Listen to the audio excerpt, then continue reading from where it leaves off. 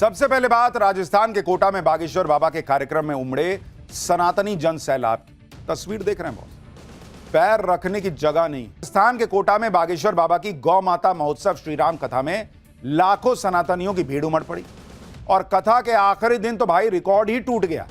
कहा जा रहा है कि 6 लाख से ज्यादा श्रद्धालुओं ने एक साथ बागेश्वर बाबा की राम कथा को सुना। पंडाल के अंदर और बाहर जहां तक नजर गई वहां तक सिर्फ और सिर्फ सनातनी भीड़ दिख रही थी। 6 लाख का दावा है बॉस, कोई मामूली नंबर नहीं है। यही नहीं, राम कथा की शुरुआत से पहले निकली कलश यात्रा में भी गजब की भीड़ जुटी। ऐसा लगा मानो पूरा कोटा शहर बागेश्वर बाबा की राम कथा से पहले कलश यात्रा में शामिल हो गया। देख रहे हैं, यानी बागेश्वर बाबा लगातार धर्मांतरण के खिलाफ एक लड़ाई लड़ रहे हैं और उसके लिए हिंदुओं को कह रहे हैं कि भाई क्या हो रहा है, समझो इसको। बागेश्वर बाबा की कथा में भक्तों की रिकॉर्ड तोड़ भीड़ देखकर वहां लोग क्यों परेशान नहीं होंगे जो हिंदुओं को जातियों में बांटने की पॉलिटिक्स करते हैं। ऐसे लोगों से बचने के लिए बागेश्वर बाबा ने कथा में पहुंचे लाखों हिंदुओं को सनातन बचाने वाला 5G मंत्र दिया। अब आपके मोबाइल में तो 5G है, ये बागेश्वर बाबा कौन सा 5G मंत्र लाएं।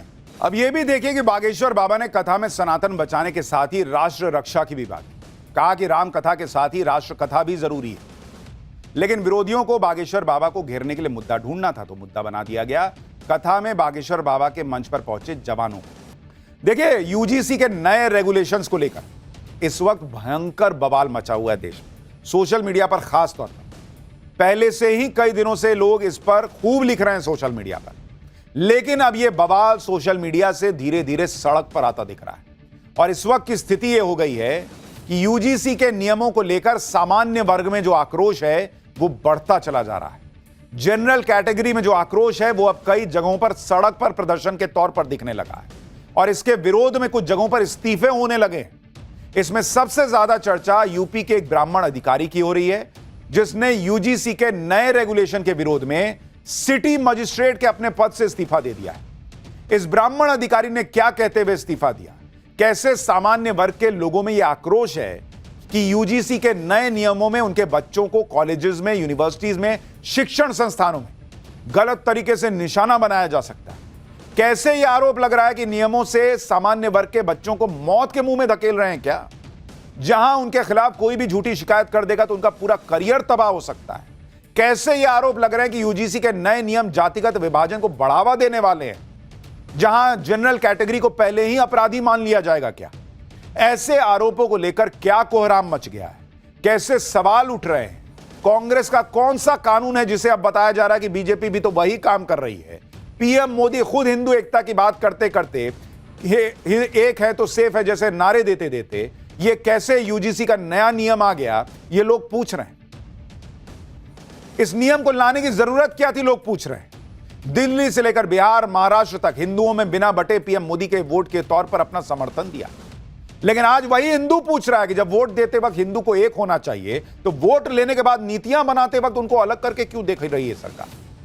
यूजीसी के नए नियम को देखकर लोगों को कांग्रेस के जमाने में लाए गए कम्युनल बिल की याद आ रही। लोग कह रहे हैं कि केंद्र सरकार क्या कांग्रेस वाला कांड कर रही है।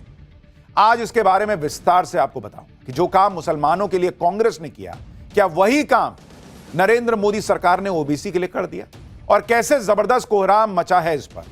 जब यह कोहराम मचा है तो क्या यूजीसी के नए नियम नरेंद्र मोदी बदल देंगे, इस सब के बारे में बात होगी आज। यूजीसी के नए नियमों के खिलाफ अब तक सोशल मीडिया पर बोला जा रहा था, लेकिन अब खुलकर विरोध होने लगा है। देश के अलग अलग शहरों में सामान्य वर्ग के लोग और संगठन इसके विरोध में उतरने लगे। ये तस्वीरें यूपी के सिद्धार्थनगर की हैं जहां लोग प्रोटेस्ट कर रहे हैं। इसी तरह से कानपुर में भी यूजीसी के नए नियमों को लेकर जमकर विरोध है। लोग प्रोटेस्ट मार्च निकाल के अपना विरोध दर्ज करा रहे हैं। यूजीसी के नए नियमों के विरोध में कई संगठन भी शामिल हो गए हैं। करणी सेना के लोगों ने भी इसका विरोध किया है और सरकार से नए नियमों को वापस लेने की मांग की। यह आक्रोश धीरे धीरे ही सही लेकिन बढ़ता जा रहा है क्योंकि अब इस्तीफे भी होने लगे। आज सबसे ज्यादा चर्चा यूपी के एक ब्राह्मण अधिकारी की है जिसने यूजीसी के नए नियमों के विरोध में पद से इस्तीफा दे दिया। यूजीसी के नए नियमों के विरोध में बरेली के सिटी मजिस्ट्रेट अलंकार अग्निहोत्री ने इस्तीफा दे दिया। अलंकार अग्निहोत्री 2016 बैच के पीसीएस अधिकारी हैं। यूजीसी के नए नियमों से अलंकार अग्निहोत्री बहुत नाराज थे। राज्यपाल और डीएम को अपना इस्तीफा भेज दिया। अलंकार का कहना है कि यूजीसी के नए नियम सामान्य वर्ग के खिलाफ हैं। और इसका दुरुपयोग होने की आशंका है। एक बार उनको सुनिए, फिर इन नियमों में ऐसा क्या है कि इतना विरोध हो रहा है, इतना गुस्सा है, आपको समझाऊंगा। यूजीसी का जो रेगुलेशन अभी आया है, जो 13 जनवरी का जो बजट है भारत सरकार का, उसमें सामान्य वर्ग के जो विद्यार्थी हैं, वो जो यूनिवर्सिटी में, उनको स्वघोषित अपराधी मान लिया गया है। उनके विरुद्ध समता समिति के माध्यम से शिकायत दर्ज कराई जाएगी। और आपके जो बेटे बेटियां हैं, यदि बेटी है तो उसका शारीरिक शोषण समता समिति के माध्यम से फर्जी शिकायतों का निस्तारण करने के दौरान किया जा सकता है। अगर आपका बेटा प्रतिभावान है तो कोई भी आप पे एक फर्जी शिकायत डाल सकता है और आपके पूरे बेटे का भविष्य बर्बाद कर सकता है। समता समिति के सदस्य जो उनका शोषण कर सकते हैं। यानी लोगों की चिंताएं बढ़ रही कि ये जो नया नियम आया है वो जनरल कैटेगरी के जो बच्चे बच्चियां हैं उनका करियर तो नहीं बर्बाद कर देगा। यूजीसी के नए नियमों के खिलाफ ये जो गुस्सा है वो बीजेपी के अंदर भी दिखने लगा है, क्योंकि आप देखिए कि सामान्य वर्ग के अधिकारियों ने इस्तीफा दिया तो उधर बीजेपी के कई नेता और पूर्व विधायक भी इस्तीफा देने लगे हैं। लखनऊ में बीजेपी के 11 पदाधिकारियों ने इस्तीफा दे दिया है। ये सभी नेता बीकेटी विधानसभा क्षेत्र के हैं। यहां से बीजेपी के योगेश शुक्ला विधायक हैं। यानी बीजेपी के अंदर भी विरोध बढ़ रहा है। जब समाज में गुस्सा है, अधिकारियों में गुस्सा है, खुद बीजेपी के अंदर गुस्सा फूटने लगा है, तो सवाल पूछा जा रहा है कि सरकार क्या कर रही है, सरकार के लोग क्या कर रहे हैं। वो आपको आगे दिखाऊंगा, लेकिन पहले यह समझ लीजिए कि आखिर यूजीसी के नए नियमों में ऐसा है क्या जिसको लेकर इतना कोहराम मच रहा है। क्योंकि कहा जा रहा है कि यूजीसी के जो नियम शिक्षण संस्थानों में भेदभाव को खत्म करने के नाम पे लाए गए, उन्हीं नए नियमों से क्यों सामान्य वर्ग के लोगों के प्रति भेदभाव का बढ़ने का आरोप लग रहा है। यूजीसी के नए नियम क्या कहते हैं, पहले वो देखिए। यूजीसी ने यानी यूनिवर्सिटी ग्रांट कमीशन ने उच्च शिक्षा संस्थानों में promotion of equity in higher education institution regulation 2026 लागू किया। इसका मकसद बताया कि सभी यूनिवर्सिटी और कॉलेजेस में बराबरी और सम्मान सुनिश्चित होगा। किसी भी छात्र के साथ जाति, लिंग, वर्ग या किसी के आधार पर भेदभाव को रोकने का मकसद यह बताया गया। लेकिन इस नियम में एससी, एसटी, ओबीसी कैटेगरी के छात्रों के अधिकारों की सुरक्षा पर खास जोर दिया गया। नए नियम के तहत हर उच्च शिक्षा संस्थान में इक्विटी कमेटी का गठन करना जरूरी होगा। ईओसी यानी equal opportunity centre, equity committee और 24 घंटे हेल्पलाइन का गठन होगा। अगर शिकायत मिलती है तो तय समय में शिकायत निपटाने की व्यवस्था भी होगी। इन संस्थाओं को अधिकार होगा कि वो कैंपस में व्यवहार पर नजर रखेंगे, शिकायतों की जांच करेंगे और कार्रवाई की सिफारिश करेंगे। यूजीसी के ये नए नियम सरकार के साथ साथ प्राइवेट यूनिवर्सिटी और कॉलेजेस पर भी लागू हैं।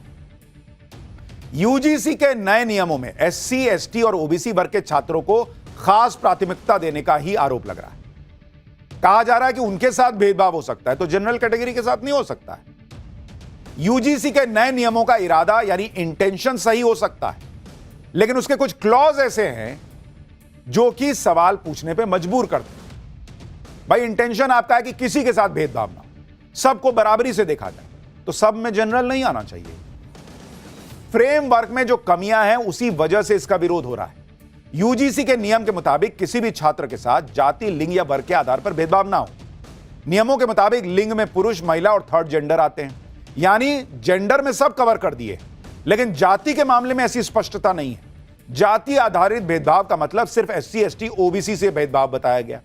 अगर लिंग के आधार पर पुरुष, महिला या थर्ड जेंडर से भेदभाव हो सकता है तो हर जाति के लोग का भेदभाव का शिकार क्यों नहीं हो सकते। भाई, नियमों में जांच के लिए सबूत का भी कोई तय मानक नहीं है, इसे लेकर भी कोई स्पष्टता नहीं है।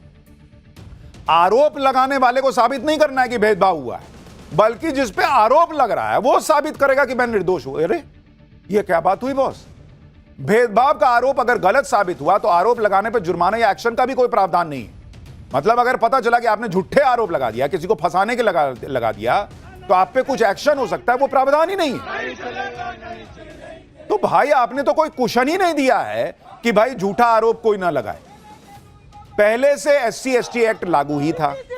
अब यूजीसी के नए नियमों में ओबीसी वर्ग को भी सुरक्षा दे दी गई, जबकि इसी देश में जेएनयू जैसी यूनिवर्सिटी में ब्राह्मण विरोधी नारे लगते आए हैं। क्या वो भेदभाव की कैटेगरी में नहीं आता है? तिलक, तराजू और तलवार, इनको मारो जूते चार, ये जनरल कैटेगरी के साथ भेदभाव में नहीं आता है।